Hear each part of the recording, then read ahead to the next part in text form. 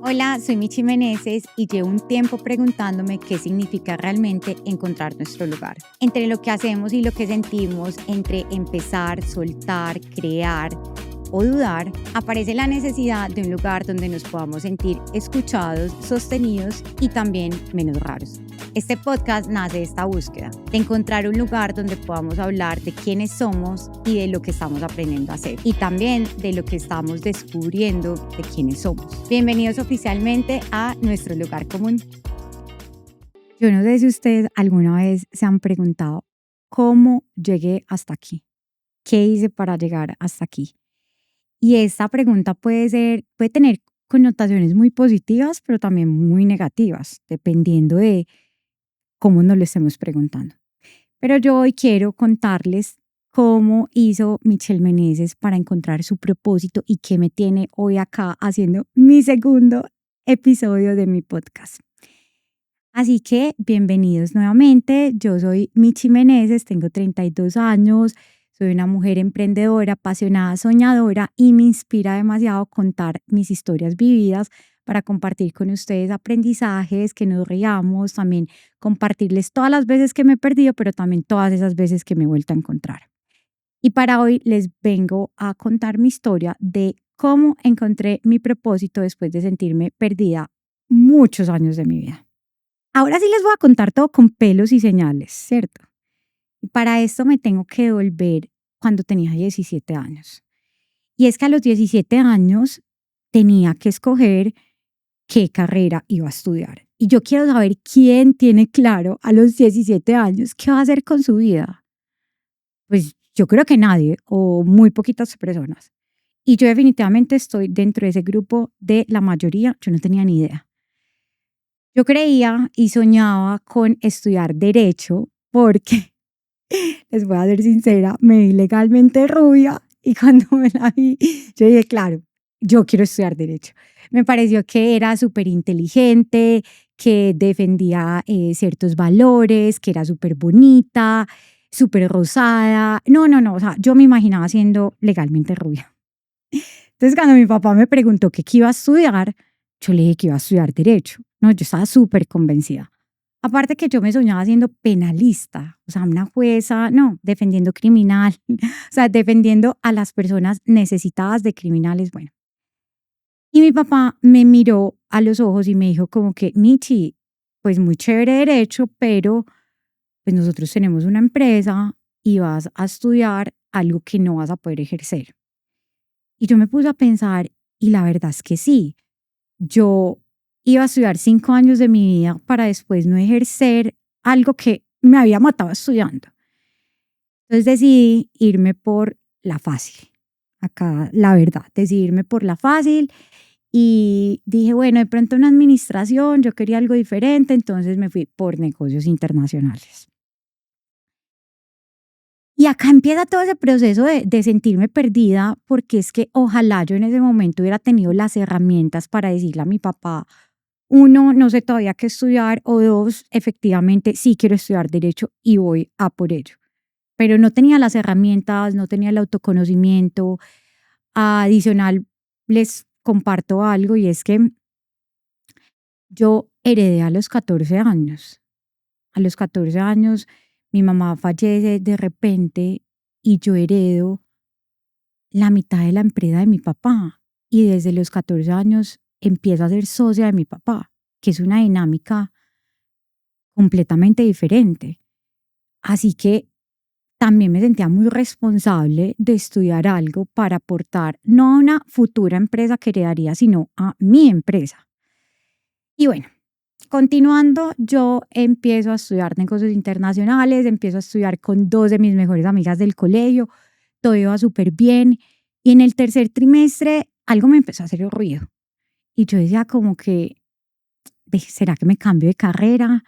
Investigué de pronto administración, pero pensé que cuando me di cuenta que habían unas materias que me valían y otras que no, la verdad lo dejé ahí. Lo dejé ahí y decidí apagar esa voz como de insatisfacción que tenía y continué estudiando negocios internacionales. Y el tiempo transcurre, hago mis prácticas, ya está en el último semestre, y en el último semestre tengo que escoger el énfasis, es decir, en qué me quería enfocar esos últimos 6 meses de la universidad. Y acá sí hice algo que me gustaba y me apasionaba, un primer acierto, y es que escogí hacer el énfasis en gerencia de proyectos.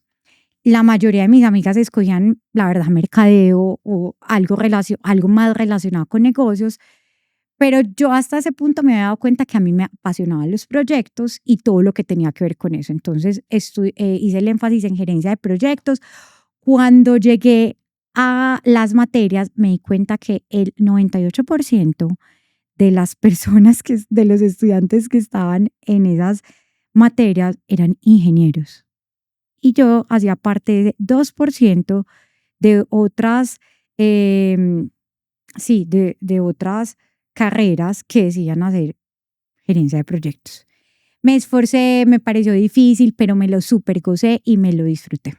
Pero se iba acercando mi primera crisis existencial. O sea, estaba al borde de empezar a experimentar ese vacío. Y es que yo me graduaba ya en diciembre. Y en diciembre, más o menos en noviembre, empiezo yo a pensar, ¿qué voy a hacer con mi vida? Yo pensaba, a ver, en las prácticas que hice me fue súper bien y me habían dicho que si quería podía seguir trabajando con ellos. Entonces yo me preguntaba, ¿será que continúo trabajando, busco trabajo, me voy de intercambio? Pero es que yo ya me había ido de intercambio. eh, no, o sea, yo realmente no sabía qué hacer en ese momento. Y ojo, yo sé que estoy hablando desde el privilegio de poder elegir, lo tengo demasiado claro, pero eso no quita el hecho de que yo no tenía ni idea qué quería, ni idea. Y cuando uno tiene también una empresa familiar, es también como raro, ¿será que trabajo en mi empresa familiar o busco trabajo? ¿Por dónde empiezo?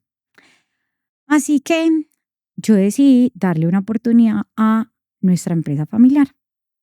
Y acá hay un dato muy importante también, y es que nuestra empresa queda en San Andrés Islas. Y nosotros en ese momento estábamos viviendo en Medellín.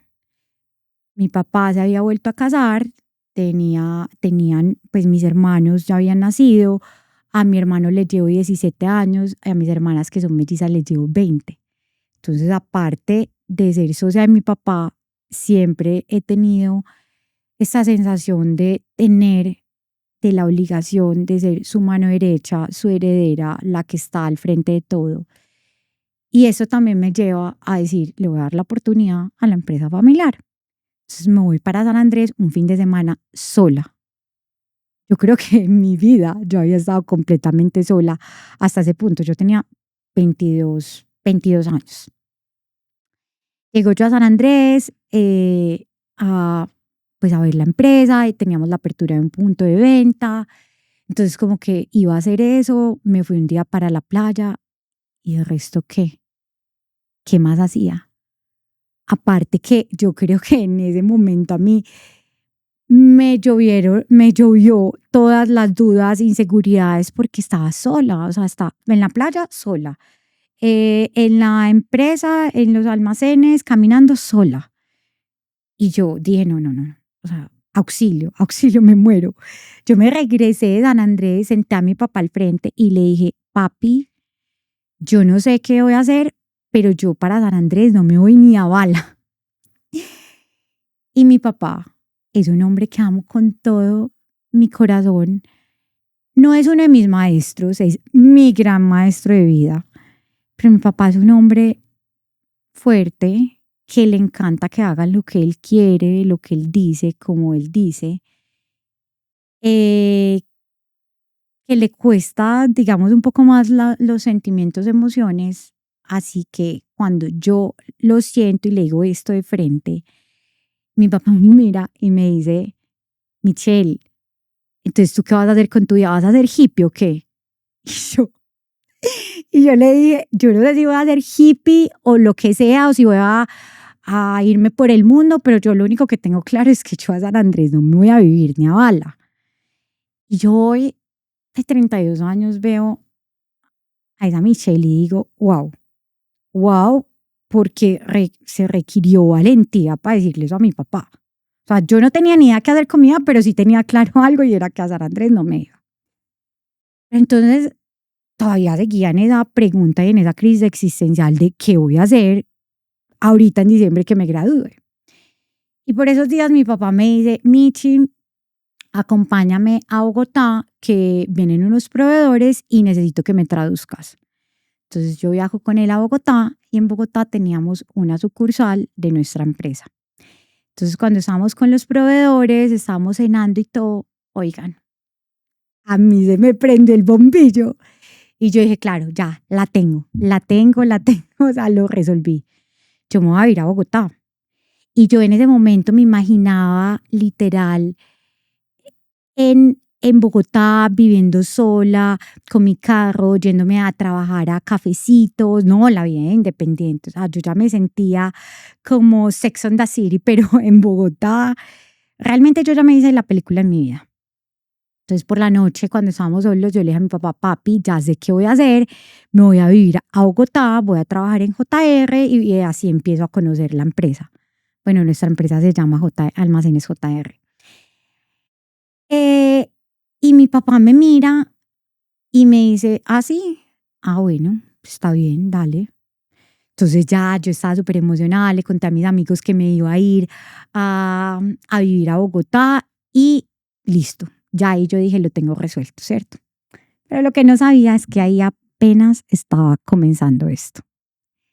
Pues resulta que yo me fui de vacaciones desde diciembre, estaba en la casa de mi tía y mi papá me llama un día y me dice, Michi, ya vendimos el apartamento, trasladamos a tus hermanos de colegio y nos vamos a vivir todos a Bogotá. Y yo, ¿qué? ¿Cómo así? O sea, ¿cómo así que nos vamos todos a vivir a Bogotá? La que se iba a ir a vivir a Bogotá sola era yo.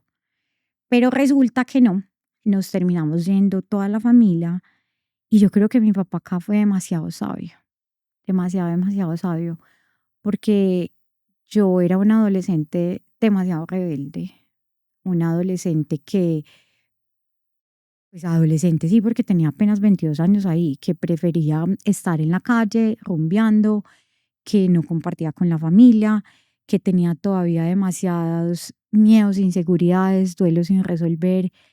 Y mi papá un tiempo después me dice que él tomó esa decisión porque él sentía que si me dejaba ir sola me podía perder. Me podía perder en la rumba, en el alcohol, en muchas otras cosas. Así que se llegó enero y nos fuimos todos a vivir a Bogotá. Y llegamos al aeropuerto, nos recoge el carro, la mudanza ya venía en camino y yo ni siquiera había preguntado dónde íbamos a vivir porque todo fue demasiado rápido. Yo sabía que veníamos a ir a Bogotá. Y me monta el carro y el carro empieza a avanzar, avanzar, avanzar. Y de la nada el panorama va cambiando de la ciudad y yo empiezo a ver más verde, empiezo a ver vaquitas y yo como que, ¿a dónde vamos? O sea, ¿a dónde vamos a vivir? Pues resulta que una joven de 22 años llega con su familia a vivir a Guaymaral, que eso queda a 1 hora y 45 de Bogotá y que ni siquiera es Chía, porque si hubiera sido Chía, pues en Chía hay un montón de cosas para hacer, pero no, yo no sé qué es eso, si es un corregimiento, una vereda, no sé realmente qué es Guaymaral, pero ahí habían 3 unidades de casas, una iglesia y una tienda, no había nada más alrededor. Y acá empieza mi proceso de transformación, porque yo nunca en mi vida había estado eh, alejada, sin tanto ruido, sin tantas personas alrededor mío. Yo no tenía amigos en Bogotá. Eh, Empiezo el trabajo y el primer día del trabajo me di cuenta que éramos 5 personas en la oficina contando conmigo. O sea, realmente yo no tenía un espacio donde conocer o hacer nuevos amigos porque ya no estaba estudiando. En el trabajo éramos 5 personas y vivía en un lugar súper aislada, por así decirlo. Y cuando entro y empiezo a trabajar, yo me imaginaba que mi papá me iba a dar una inducción y me iban a recibir ese primer día esas son tus funciones, esto es lo que tú tienes que hacer y demás. Pero oigan, yo llegué y eso no pasó. El primer día fue como súper raro. Yo ni siquiera sabía bien qué tenía que hacer y me di cuenta que nos habíamos quedado sin comercial. Entonces a mí se me ocurrió la brillante idea de ser la comercial de Almacenes JR en Bogotá. Yo no sabía vender, pero yo decía, ¿qué tan difícil puede ser vender? Y empiezo yo a trabajar y me di cuenta que esto era súper difícil y que para que me dijeran sí, me tenían que decir 1000 veces que no. Empiezo yo a enfrentar también un estrés, a sentirme que eso no era del todo lo que a mí me gustaba. Y acá empieza nuevamente una incomodidad. Recordemos que yo ya había sentido esa incomodidad en la universidad, pero acá se empezó a potencializar como que yo me decía como, esto es todo lo que hay, pues trabajo y que, o sea, yo sentía que no me llenaba del todo. Y en medio de ese proceso de estar experimentando eso a nivel laboral, de estar sola, conviviendo con mi familia por primera vez, porque de verdad, se los juro que yo no conocía bien a mi familia, sentía que vivía más en el pasado, en esa vida que tuve antes con mi mamá, en todo eso que había vivido y no me estaba enfocando en mi presente. Y en una conversación con mi papá me dice, Michi, es que tú no has superado la muerte de tu mamá. Y yo se los juro que yo ya estaba cogiendo impulso para responderle, claro, es que tú sí te volviste a casar, tú tienes una nueva familia, tú hiciste una nueva vida, ¿y yo qué? Yo me siento sola, perdida, etcétera. O sea, yo ya tenía ese diálogo muy instaurado en mí, yo ya estaba cogiendo impulso y por un momento, se los juro que todo como que se quedó en silencio dentro de mí. Yo siento que fue Dios haciendo un milagro en mí y yo dije, miércoles, tiene absolutamente toda, toda la razón. Ya han pasado 7, 8 años y yo no he hecho el duelo, yo sigo viviendo en el pasado. Y cerca de mi casa, como ya les dije, no habían muchas cosas, pero había algo, y era que había una iglesia.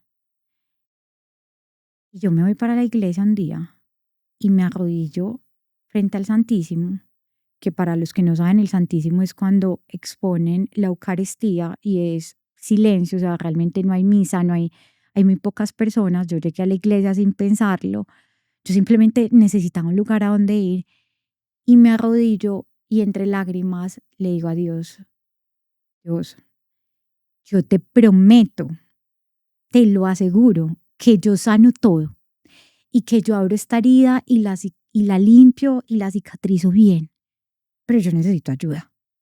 Yo necesito ayuda porque yo sola no puedo, o sea, no puedo. Y yo le decía, es que yo quiero amar, yo quiero perdonar, yo quiero sentirme, ay, como más libre, yo quiero disfrutar de la familia que tengo, que es hermosa, yo quiero volver a sentir felicidad. Y ustedes dirán, Michi, ¿eso en qué se conecta con tu propósito? Y es que yo entendí que para poder hacer con H, yo tenía primero que ser, tenía que conocerme a mí misma, sanar, encontrarme para poder desde esa parte más sana y más conectada conmigo misma, empezar a hacer y a construir desde un lado donde yo me sintiera en paz y conectada conmigo misma. Y ahí, en ese momento, yo empiezo un proceso de transformación lleno de herramientas que me han ayudado. Muchos psicólogos, demasiados terapeutas, bioenergético, coaching, constelaciones familiares, procesos de Ikigai para conocerme mejor en mi propósito, temas astrológicos de conocer mi carta astral y conocerme más. Y en cada uno de esos he ido encontrando una parte de mí para conocerme mejor, sanar y poder sentirme completamente plena. Pero bueno, retomando, yo estaba en mis primeros años laborales y ya después de haber experimentado la vida laboral un año, yo decidí hacer mi especialización en mercadeo porque me di cuenta que ya había hecho el énfasis en gerencia de proyectos, ya sí me di cuenta que quería hacer mercadeo. Hago mi especialización en mercadeo, me gradúo, me siento demasiado feliz y ahí sí, adivinen qué, ahí sí me sentía preparada para irme para San Andrés. Ya había visto un montón de cosas en mi especialización que me moría por implementar en mi empresa. Así que le dije a mi familia, familia, me voy para San Andrés y ellos, la verdad, no se la creyeron tanto, pero bueno, como que les daba igual. O sea, yo siento que no me creían la verdad, pero yo empaqué mis cosas, me fui a vivir a San Andrés sola y empiezo yo a hacer el departamento de mercadeo y ventas en JR. Llego yo con demasiada actitud a implementarlo, demasiado feliz. En el transcurso de todo esto me empiezan a llegar a mí más temas diferentes a ventas y mercadeo. Y lo que pasa es que mi papá era el gerente de JR, pero no vivía en San Andrés. Entonces, viendo que había una ausencia de la presencia de mi papá, me empezaron a llegar a mí temas más gerenciales. Y yo me daba cuenta que a mí eso se me daba bien, como que, se me daba bien tener el big picture de la situación y tomar decisiones y demás. Y además porque mi papá, cada vez que yo lo llamaba y le decía: "Papi, estoy en esta situación, ¿qué hago? Me siento perdida", mi papá llegaba y me decía: "Michelle, yo no sé, resuelva", y me colgaba. Y entonces mi papá me hizo de una forma demasiado proactiva, dinámica, eh, yo me sentía capaz, la verdad es que él me dio un voto de confianza gigante. Ya yo acá llevaba como 3 años y medio trabajando y yo me di cuenta que no me gustaba ser gerente. No me sentía llena, empecé a sentir otra vez esa crisis existencial de ¿para qué soy buena? ¿Cuál es mi propósito? ¿Qué hago acá? Yo la verdad me sentía muy sola. Mi novio, que en ese momento es mi esposo, vivía en Medellín, teníamos una relación a distancia. Mi familia estaba viviendo en Bogotá. Mis amigos que conocían San Andrés ya se habían ido, no vivían en San Andrés, así que yo solamente vivía por el trabajo. Yo me convertí en workaholic, literal. Trabajaba de 8 de la mañana a 8 de la noche para llenar también ese vacío, esa sensación de incomodidad.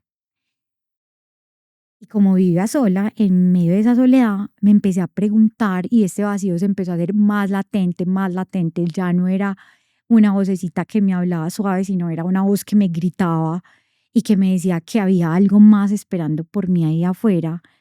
Pero esto era cero fácil de enfrentar, o sea, era fácil, yo me sentía demasiado malagradecida, porque si tenía todo, porque de dónde venía este vacío, de dónde venía esa sensación. Yo ya venía haciendo un proceso muy grande de la sanación del duelo de mi mamá, de mi abuela, de muchas cosas personales, pero no era eso, no era eso, era algo relacionado con mi parte profesional. Y darme cuenta que no quería vivir en San Andrés y que no quería ser la gerente de JR era una cosa, diferente a contárselo a mi papá y de asumir eso que yo ya me había empezado a dar cuenta.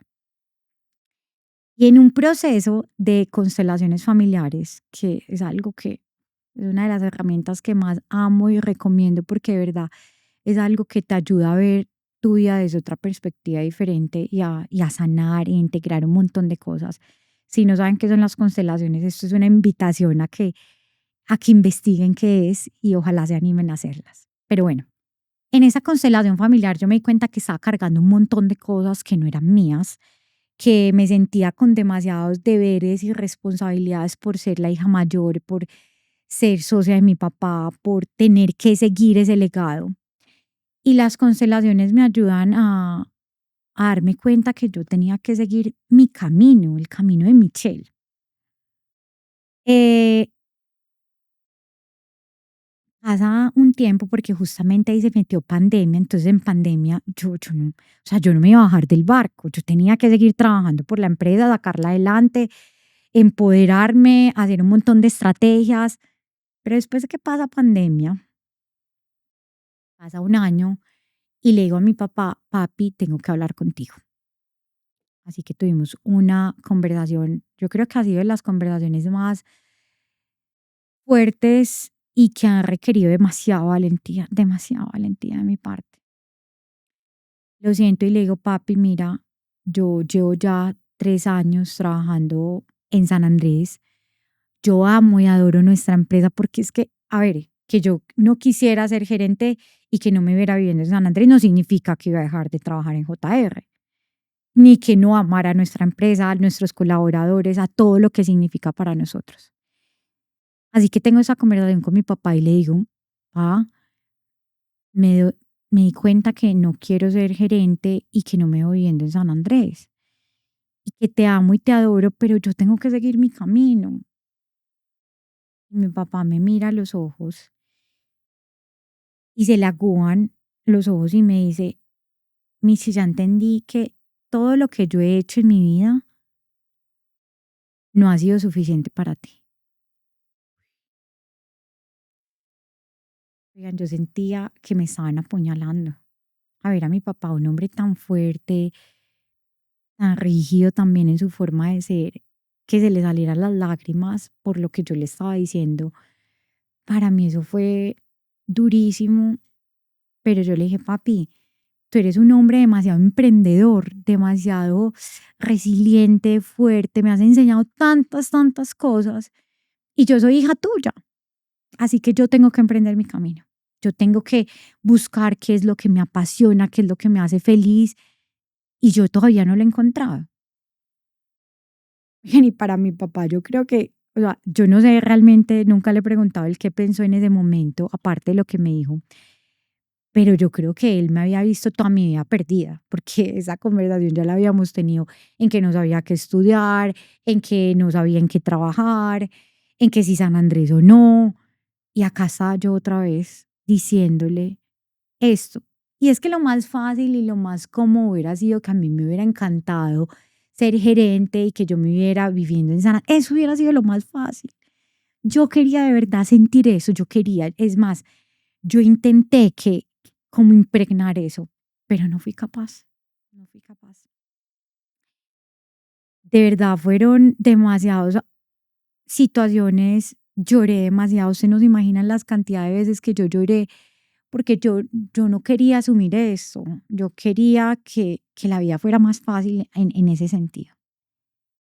Pero bueno, de esa conversación mi papá me dice, Michi, está bien, yo me regreso a San Andrés y voy a asumir entonces la gerencia. Me voy a venir a vivir acá con Cata, que es la esposa de mi papá, y tus hermanos.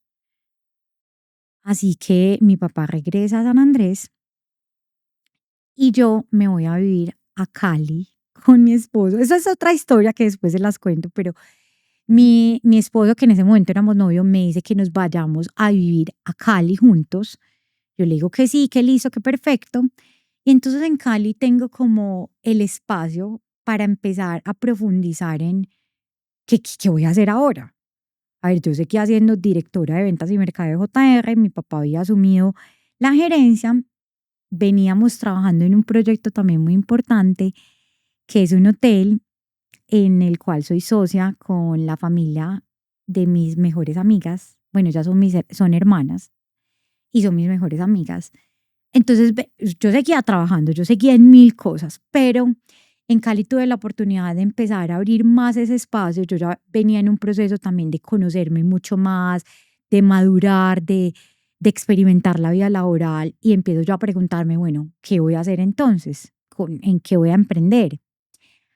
Así que empiezo yo a crear una marca, la marca la creé completamente, la registré, yo ya estaba lista, vamos en el 2023, yo ya estaba lista para sacar esa marca a flote, me sentía súper feliz, yo sentía, Dios, por fin se llegó mi momento, yo sentía que todo ya estaba haciendo un clic.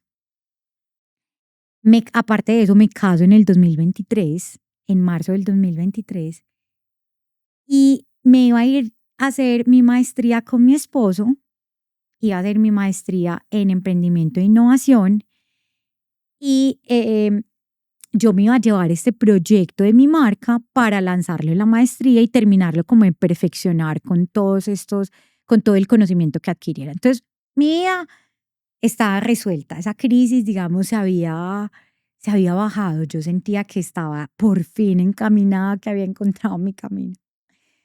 Lo que yo no sabía es que estaba a punto de vivir también uno de los momentos y crisis laborales más fuertes. Y es que el 15 de agosto del 2023, ese proyecto que habíamos estado construyendo durante 7 años, que era un hotel, ese proyecto en el que habíamos estado en toda la construcción de marca, que nos lo habíamos soñado, que habíamos estado involucrados en todos los aspectos. Nosotros ese hotel lo íbamos a entregar a un operador porque lo veíamos como una inversión, pues realmente nosotros nadie, ni de mi familia, ni de la familia de mis amigas eran, ni son, bueno, ya sí somos, no éramos hoteleros. Entonces lo íbamos a entregar a una operadora y eso simplemente iba a ser una inversión. Pero el 15 de agosto del 2023, el día que abrimos el hotel, terminamos relaciones con el operador. Así que a partir de ese momento, mi sistema nervioso entró en alerta, en un SOS, en crisis, porque ya habíamos abierto el hotel, teníamos 80 empleados ya contratados, teníamos un leasing que empezar a pagar y teníamos solo dos reservas. Y ya habíamos, ya no, pues ya habíamos roto los lazos con el operador. Mis amigas y yo tomamos una decisión y es de meternos de lleno a tratar de estructurar, de poner a flote este negocio porque mi papá era el gerente de JR y el papá de mis amigas de la empresa de ellas. Entonces, una vez los planes de Michelle se fueron al diablo, o sea, al carajo, porque yo no podía pensar en mi propósito, en poner a flote esta marca, porque es que acá estaba estamos en emergencia, en un SOS.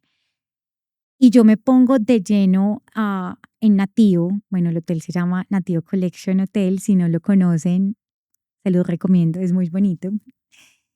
Y entonces nos ponemos de verdad a tratar de estructurar ese negocio y nos está, a pesar de lo difícil, de lo frustrante, eso es una historia para otro episodio, pero a pesar de todo eso, estaban pasando cosas muy interesantes y lo estábamos logrando, de verdad lo estábamos logrando, estaban pasando, estábamos logrando cosas, pero adivinen qué, ese vacío persistía, persistía.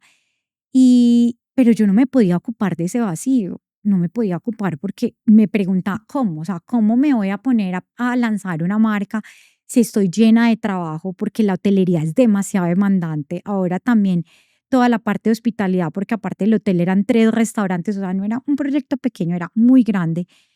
Trabajamos 24/7, no, no. O sea, si bien el ruido existía ahí, yo lo apagaba y lo apagaba y lo apagaba porque decía, no me puedo ocupar de esto en este momento. Y resulta que en el 2024 yo dije, no, esto ya no puede ser más, no puede ser más porque sentía que eso ya me estaba llevando a una depresión, a una depresión porque por más de que todo estuviera muy bien afuera, yo me sentía vacía, me sentía desmotivada, me sentía aburrida. Sentía que tenía un montón de cosas para ser feliz, pero no, o sea, no me estaba escogiendo a mí de primera, no me estaba escogiendo de primera. Y la verdad me cansé de que el pincel de mi vida lo tuviera alguien más. O sea, la hora de mi vida la hago yo, el pincel lo tengo yo. Y decidí de verdad, así tuviera un montón de trabajo, empezar a construir mi marca personal. Porque, ¿qué pasó? Acuérdense que yo ya tenía una marca que supuestamente iba a lanzar. Cuando yo me siento a revisar esa marca, si bien resonaba conmigo, sentía que no era el momento. Sentía que ese proyecto ya no era por el cual yo quería empezar. Y esto es válido. Acá yo quiero que si ustedes alguna vez han tenido un sueño y ese sueño migra, es válido porque somos seres en constante cambio y evolución. Puede que ese proyecto lo ejecute más adelante, puede que no, pero ahí fue otro momento complejo porque me di cuenta que eso que pensaba que iba a ser, pues ya no era. Pero dije, bueno, voy a hacer mi marca personal, me voy a conectar con mi propósito. Me di cuenta que mi propósito es contar todas esas historias vividas, todo esto que he vivido, todas las veces que me he perdido, pero también todas esas veces que me he encontrado, todas esas lágrimas que he derramado, pero también todos esos logros y éxitos, porque también siento que hay un valor demasiado importante en las historias compartidas, porque cuando uno cuenta su historia, uno sana, pero también sanan las personas que las escuchan. Así que yo empecé a entender que ya quería hacer mi marca personal. Y a Nativo llega un grupo de personas que nos estaban haciendo una propuesta para el área de mercadeo. Y resulta que al lado mío se sienta alguien de este equipo y yo le digo, ven, o sea, se los juro que yo no sé por qué le pregunté a él, por qué esa persona se sentó justo al lado mío, por qué me dio por hacer esa pregunta. Y le digo, ¿tú sabes algo de... me van a dar ganas de llorar. Le digo yo, ¿tú sabes de alguien que haga marca personal? Y me dice, Michi, claro, yo tengo un estudio con mi novia y nos dedicamos a eso. Conversemos cuando vayas a Medellín. Y me dan ganas de llorar porque es como cuando tú ves tu vida en retrospectiva y te das cuenta cómo no podía ser ni antes ni después, sino que todos esos puntos se tenían que conectar de esa forma. O sea, no podía ser antes de nativo, tenía que ser durante nativo para yo también haber experimentado un montón de cosas y haber terminado de madurar muchas, muchas cosas. Y creo demasiado en las diosidencias, de verdad. Para mí mi equipo ha sido unas personas geniales que conecté con ellas desde un principio. Llevamos todo el 2024 fue de construir la marca, de entender muy bien qué quería hablar, de cuáles eran esos pilares. Y me la he gozado cada una de esos momentos. Parte de esa construcción es salir al aire con mi podcast. Este es el segundo episodio. La verdad es que me siento muy, muy feliz porque eso es lo que pasa cuando tú encuentras tu propósito y empiezas a vibrar con él. Te sientes completamente pleno. Es como que te lo disfrutas, te los gozas. Ojo, no es que todo se vuelva más fácil porque igual hay decisiones complejas, difíciles que tomar, así es la vida, pero sientes, tienes esa sensación que estás en el lugar correcto. Y yo no había sentido eso durante todos mis 20. Yo no lo había sentido.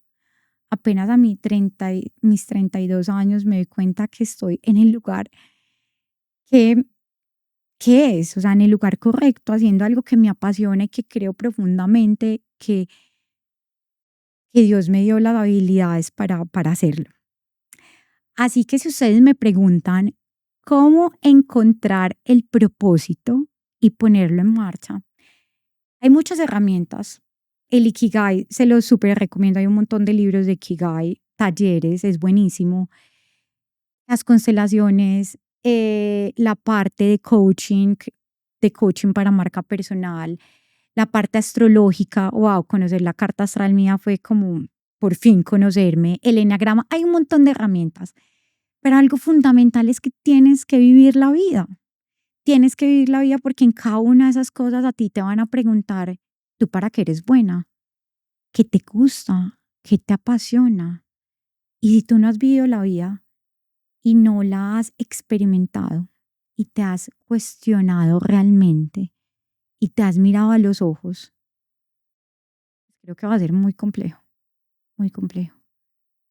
Pero cuando realmente te das el permiso para habitar la incomodidad, para cuestionarte, para salir de ese piloto automático, se los prometo que lo que hay al otro lado, guau, lo que hay al otro lado es algo increíble, maravilloso, que te aseguro que te va a llenar de felicidad, de paz y de plenitud.